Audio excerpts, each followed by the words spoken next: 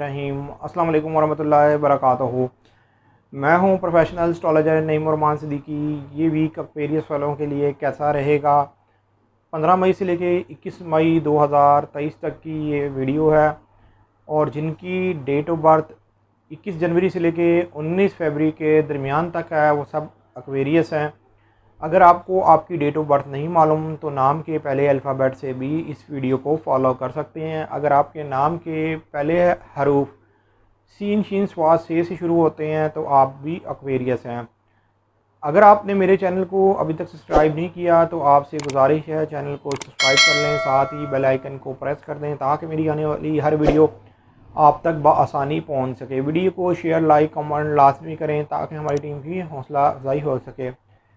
Aquarius वालों के जायचे के सेकंड हाउस में इनका हाकिम सितारा सैटर्न है। इस वक्त 60-70 इनकी चल रही है, लेकिन इस वीक के अंदर जुपिटर की चेंजिंग शरफ़े कमर का होना और मरकरी का आपके जायचे के 4th हाउस में डायरेक्ट होना और यहीं पर तलू होना आप लोगों के मामलात काफ़ी हद तक स्टेबल होते हुए नज़र आ रहे हैं।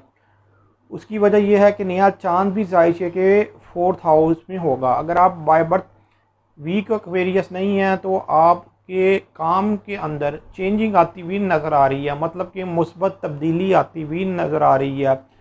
अगर आपके पास अपनी रिहाइश नहीं है, मतलब कि आप रेंट के घर में रहते हैं या आप कोई शॉप वगैरह ख़रीदना चाहते हैं या प्रॉपर्टी बनाना चाहते हैं, तो जुपिटर के जायचे के 4th हाउस में आने के बाद से मामलात काफ़ी हद तक स्टेबल होते हुए नज़र आएंगे, आसानी के साथ चीज़ें बाय करते हुए नज़र आएंगे।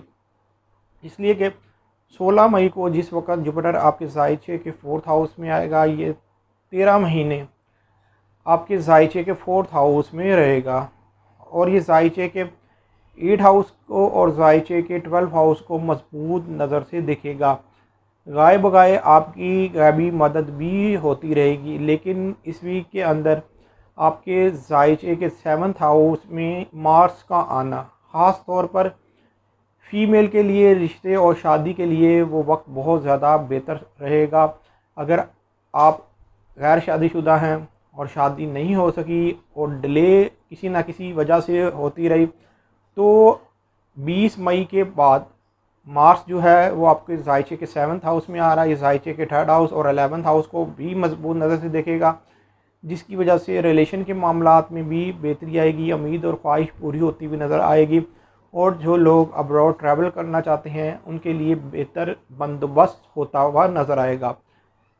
सूरज की चेंजिंग 21 मई को आप लोगों के लिए बहुत ज़्यादा बेनिफिट साबित होनी है। उसकी वजह यह है, ये आपके जायचे के 5 हाउस में आ जाएगा। ये जायचे के 9th हाउस और जायचे के 1st हाउस को मजबूत नज़र से देखेगा।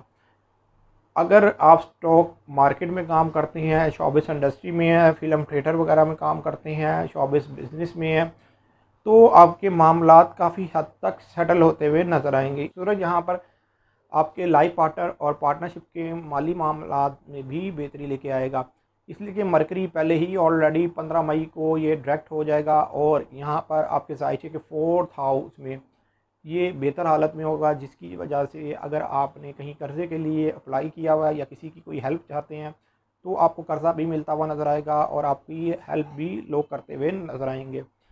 अलबत्ता एक चीज़ का ख़ास ख्याल रखिएगा कि आपके जायचे के 6th हाउस से जायचे के 7th हाउस में जब मार्स जा रहा है तो ख़ास तौर पर ये 2 दिन 20 मई और 21 मई ज़रा एहतियात से गुजारें, इसलिए कि ये 2 दिन आपको ये चाहिए कि अपने मामलात में ज़रा मुतात रहें। अलबत्ता अगर आप गाड़ी मोटरसाइकिल वगैरह ख़रीदना चाहते हैं तो मरीज़ की चेंजिंग आप लोगों के लिए बहुत ज़्यादा बेनिफिट साबित होगी। उम्मीद ये करता हूँ मेरी ये वीडियो आप लोगों को बहुत पसंद आई होगी। मेरी इस वीडियो को शेयर, लाइक, कमेंट और मेरे चैनल को सब्सक्राइब करना ना भूलिएगा। अल्लाह हाफ़िज़।